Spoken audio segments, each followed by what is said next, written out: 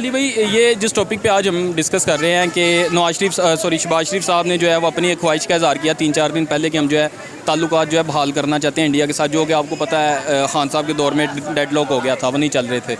तो अब वो कह रहे हैं बहाल करना चाहते हैं। अब इंडिया से जवाब आया, वो भी कह रहे हैं कि हम भी चाहते हैं अपने हमसाये ममालिक के साथ अच्छे ताल्लुकात करना, लेकिन जो पाकिस्तान के हालात है इस वक्त, जहाँ आपको पता भी ब्लास्ट हुआ है, वो कह रहे हैं कि अपने जो मामला है अंदरूनी पहले वो ठीक करें, फिर क्रॉस बॉर्डर जो टेररिज्म है उसको ठीक करें, तो हम मोस्ट वेलकम है हमारी तरफ से। फिर तो पहले आप इस स्टेटमेंट को किस तरह देखते हैं?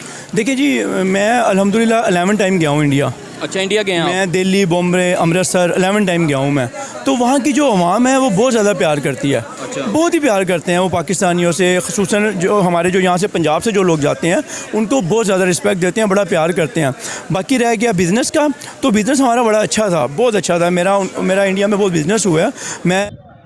सर, मैं सबसे पहले तो ये कहना चाहता हूँ कि बीइंग पाकिस्तानी हमारे लिए तो आज एक बड़ा ब्लैक डे है। अच्छा। इसलिए नहीं कि खाली इमरान खान अरेस्ट हुआ है, क्योंकि ये जो आज़ादी है ना हमारी, उसके ऊपर एक डाका है भी अगस्त का महीना। और मैं आज एक पोस्ट पढ़ रहा था, मुझे बड़ा अफसोस हुआ कि बचपन में हम कितने एक्साइटेड होते थे। आज दोस्त एक पोस्ट कर रहा है कि हम किस तरह से आज़ादी मनाएं कि हमें तो लगता ही नहीं कि आज़ाद मुल्क में है।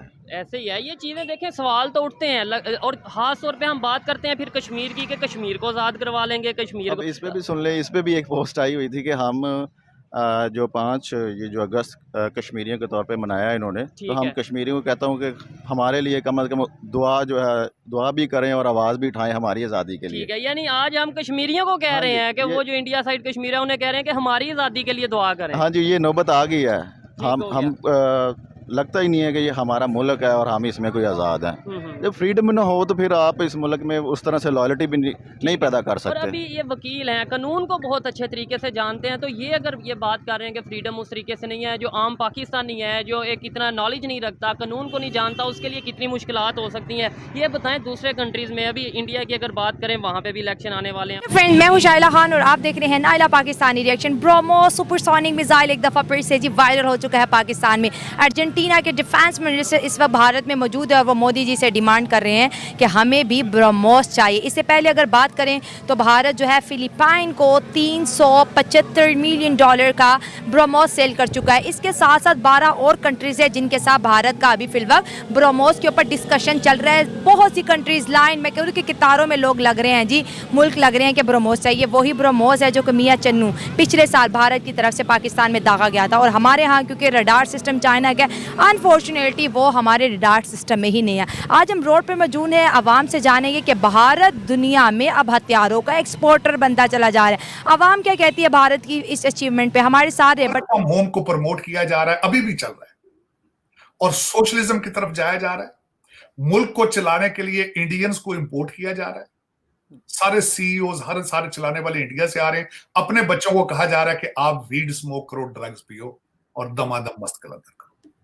तो इस तरह कंट्रीज नहीं चलते वर्क फ्रॉम होम। तो ये अमेरिका की अपनी डिस्ट्रक्शन है। मैन्युफैक्चरिंग से भाग गए हैं, एडमिनिस्ट्रेशन से भाग गए हैं। दूसरा आर्गुमेंट आपको बताना चाहूंगा, जिस स्टेट में मैं बैठा हूं वहां पे अभी रिसेंटली ऐलान किया गया है कि कई जॉबों में जिनमें बैचलर डिग्री रिक्वायर्ड थी उसको खत्म कर दिया गया। फेडरल गवर्नमेंट ने बैचलर डिग्री रिक्वायरमेंट थी कई जॉब्स में, उसको खत्म कर दिया कि लोग बच्चे स्कूलों में जा ही नहीं रहे। इन्होंने खुद स्कूलों को प्रमोट करना छोड़ दिया। मैं आज से लगभग 6 महीने पहले हार्वर्ड यूनिवर्सिटी में एक कॉन्फ्रेंस में गया। मैं वहां घूम फिर रहा था क्लासों के आसपास, मुझे सिर्फ इंडियन और चाइनीज बच्चे नजर आए। अमेरिकन वहां से ढूंढने पड़ते हैं, ये हार्वर्ड में से जितने आईवी लीग स्कूल, इन्होंने छोड़ दिया। इनको ओबामा साहब कह गए हैं, बेटा आप वीड पिए, नशा करें। You have been running the world for 400 years. It's okay to sit on a back seat and see China rising and India rising.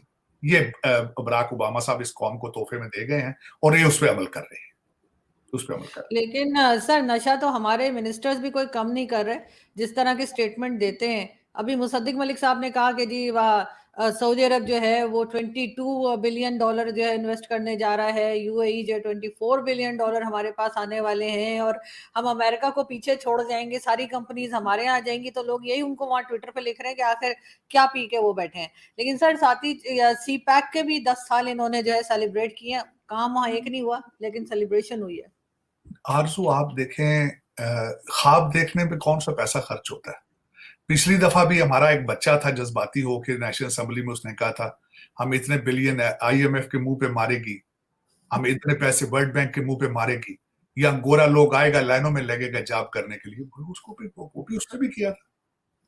उसी टोकन से इनको भी बर्दाश्त कर ले, क्या फर्क पड़ता है। सर फैसल वावडा ने कहा था लोग कम हो जाएंगे, जॉब ज्यादा हो जाएंगे, घरों में डाल डाल के जाएंगे जॉब के लेटर।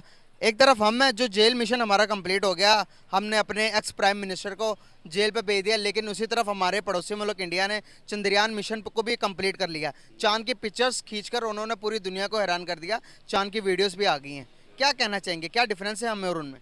देखिए मुकाबला जो है ना वो पॉजिटिव कंपटीशन होना चाहिए। ये झंडों का कंपटीशन करके हमने क्या करना है, ठीक है। वो 40 करोड़ रुपया वहाँ पे लगा रहे हैं, हमें इसका क्या फ़ायदा 40 करोड़ लगाने का, हमारे ही टैक्सों से। ये बिजली इतनी महंगी है, हर चीज़ इतनी महंगी हो गई है, ठीक है। ये तो हमसे काबू नहीं हो रहे, ठीक है। बाकी जहाँ पे पैसे खर्च कर रहे हैं वो तो जगह ही नहीं बनती खर्च करने की। खर्च वहाँ पे करें जहाँ पे ज़रूरत है, आवाम के ऊपर खर्च करें। इस तरह अगर ये ब्लाइंडली लोगों को लूटते रहेंगे, ठीक है, तो मुल्क का बनेगा क्या। वो भी मैं एक बात सुन रहा था कि यहाँ पे वो मार्शल लॉ नहीं पार्शल लॉ जो है ना वो चल रहा है, तो यहाँ तो इसको कंट्रोल करें, आवाम को कोई डायरेक्ट फ़ायदा हो। इसका क्या मतलब है? मतलब कि हर चीज़ जो है ना वो अपनी मर्ज़ी से करते जा रहे हैं, ठीक है। आवाम की तो राय है कोई नहीं। कौन सी डेमोक्रेसी है यहाँ पे जिसको आप फॉलो कर रहे हो? डेमोक्रेसी का मतलब होता है कि आवाम के लिए आप कुछ करें, आवाम का वोट है, आवाम के लिए करें। आवाम के लिए कर कुछ नहीं रहे, अपने सारे केसेस ख़त्म कर लिए, हमें क्या दिया उन्होंने? सर आवाम की मर्जी से जो इलेक्ट हुए थे तो वो तो हटा दिए गए। वो किन्होंने हटाए हैं? वो किन्होंने हटाए हैं? जो पहले थे ना साबका जो थे उन्होंने हटाए ना सारे, ठीक है। या तो आवाम की मानते हो, आवाम की मानते ही नहीं तो फ़ायदा क्या करने का। सर दुनिया के सामने हमारी इमेज किस तरह की जा रही है? अभी देखें शुरू से लेके अभी तक जो भी प्राइम मिनिस्टर एक्स होता है उसको सीट से उतरता ही उसको जेल पहुंचा देते हैं। तो देखें जी, जिसने जो करना है उसने पढ़ना है, वो चाहे कोई भी हो। हम किसी को सपोर्ट नहीं करते, हम सिर्फ सपोर्ट करते हैं अपने आप को कि हमारे लिए क्या किया जा रहा है। हम इतने टैक्सेस दे रहे हैं, बिजली का टैक्स दे रहे हैं, पेट्रोल का टैक्स दे रहे हैं, गैस का टैक्स दे रहे हैं, हर चीज़ का टैक्स दे रहे हैं, उसके अगेंस्ट में मिल क्या रहा है? अस्पतालों में जाएँ तो वहाँ पे धक्के हैं। सर इंडिया ने चांद मिशन लॉन्च किया तो हमारे फवाद चौधरी कहते हैं कि चांद को नीचे से देख सकते हैं, तो ऊपर जाने की क्या ज़रूरत है? ये इस तरह के जब हमारे पास साइंटिस्ट होंगे, साइंसदान होंगे, तो क्या डेवलपमेंट होगी? बात ये है कि एक बंदे का फील्ड ही नहीं है। अब उस बंदे को, वो एडवोकेट है, लायर है वो, ठीक है, उसका तो साइंस और टेक्नोलॉजी उसका फील्ड ही नहीं है। जिसका फील्ड हो उसको लेकर आए, ठीक है। बात तो फिर बनती है वो उन चीज़ों को समझता हो, जो समझता नहीं है। एक डॉक्टर, एक अगर फ़र्ज करेंगे मेडिकल का प्रोफेशन है, ठीक है, वहाँ पर आप एक एजुकेशनिस्ट को ला के बिठा दें, वो क्या करेगा वहाँ पर? तो वहाँ पे हर फील्ड का बंदा लेकर आए जो वाकई वहाँ पे सही प्लेस हो, जिसको उन चीज़ों का पता हो। जिसको पता ही नहीं है तो वो ऐसे ही होगा जो अब हो रहा है। और किसी के पास भी ऐसे पढ़े लिखे बंदे हैं ही नहीं, किसी भी पार्टी के पास ऐसे पढ़े लिखे बंदे हैं ही नहीं, चाहे वो कोई भी पार्टी है। हमारा जेल मिशन और हमारे पड़ोसी मुल्क का चांद मिशन कामयाब हो गया, क्या कहना चाहेंगे? हाँ वही तो बेटे, वो मुहब्बे वतन कौम है, वो मुहब्बे वतन है हिंदू। ये जो उनसे हैं ये अपने पेट के साथ मुहब्बत है, इनको अपने पेट से मोहब्बत है, मैंने मोहब्बत है। इन्हें अवाम से मोहब्बत नहीं है। जिसको अवाम से मोहब्बत है उसे जेल में फेंक दिया। जिसने 2 कैंसर हॉस्पिटल बनाए और तीसरा बन रहे है, जिसने नमल यूनिवर्सिटी बनाई जो कि नामुमकिन थी, जिसका सर्टिफिकेट आपको वहाँ से मिलता है, CV वहाँ से मिलती है, पेपर वहाँ पे टेस्ट होते हैं। इस कौम को नहीं कदर है। ये बताएं कि कौन सा ऐसा बंदा था जो इमरान खान के साथ था कि जो कोई नई यूथ में आया हो? सारे पीपल्स पार्टी की बाकियात थी। तो वो नया पाकिस्तान में तो सारे ही पुराने थे, नया क्या था? मैं ये तो खान साहब से पूछना चाहिए ना, मैं तो उसका सपोर्टर नहीं था। मैं हालांकि उसका जलसा जरूर देखता था, लेकिन जब से उसने वो आसिया को बाहर भेजा। आपने इमरान खान की बात की, आपने इंडिया की भी बात की, आपने हिंदू और मुसलमान की भी बात की, आपने सारे पॉइंट रखे। इमरान खान जब हुकूमत के अंदर थे तो कहते थे जी इंडिया बुरा है, उसके साथ ट्रेड ही नहीं करे, कश्मीर कश्मीर रोते रहे, किया कुछ भी नहीं, ठीक है। उसके बाद जैसे वो हुकूमत से आए तो डॉक्टर जयशंकर जो कि इंडिया के फॉरेन मिनिस्टर है, उनकी वीडियोज़ लगा लगा के पूरे मजमे को दिखाते रहे। ये होती है फॉरेन पॉलिसी, ये होता है इंडिया। देखे कितना इंप्रूव कर गया। हमें भी ऐसे चलना चाहिए। हुकूमत के अंदर रहते हैं तो इंडिया के खिलाफ हो जाते हैं, हुकूमत से बाहर जाते हैं तो इंडिया की तारीफें करते नहीं थकते। तो मैं आपको यही तो बता रहा हूँ ना, आपने कहा ना कि एक चीज़ रडार में आ जाती है, अगर रडार में आई तो उसका पता क्यों नहीं चला? ये अभी से नहीं, ये हमारी इस्लाम की तारीख है।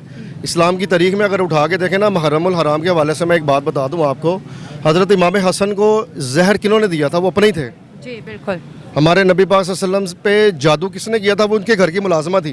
तो ये घर के ही जो बेटियां ना वो लंगा ढाते हैं, तो ये तो तरीक़ है, ये अज़लों से आता हो रहा है कि जिसने भी बददयांती करनी है ना, जिसने भी अपने को मारना ना, वो या हमसाया मारेगा या अपने घर का ही मारेगा। ये तो है, इसको हम सीधा नहीं कर सकते। बिल्कुल। दोस्तों, ये थी पाकिस्तान मीडिया की लेटेस्ट वीडियो। आपको कैसी लगी? पसंद आई तो लाइक करें, शेयर करें और सब्सक्राइब करें। धन्यवाद। जय श्री राम।